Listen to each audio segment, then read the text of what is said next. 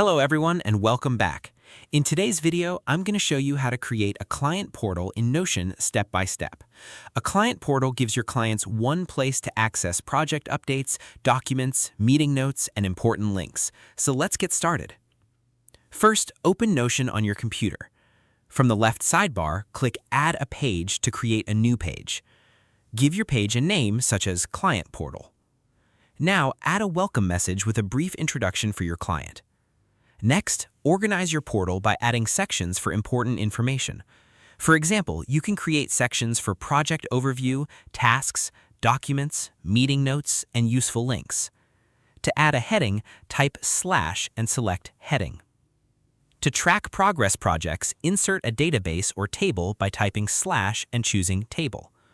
You can use the table to list tasks, deadlines, and their current status.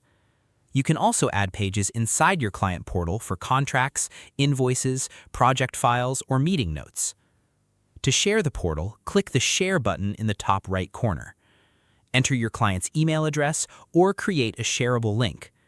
Choose the appropriate permissions such as can view, can comment, or can edit, depending on how you want your client to interact with the portal. Click Invite or Copy Link to share the portal. Your client can now access the portal to view updates, track progress, and collaborate with you in one organized workspace. And that's it. You've successfully learned how to create a client portal in Notion. Thanks for watching.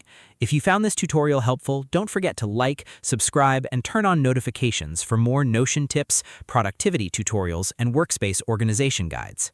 See you in the next video.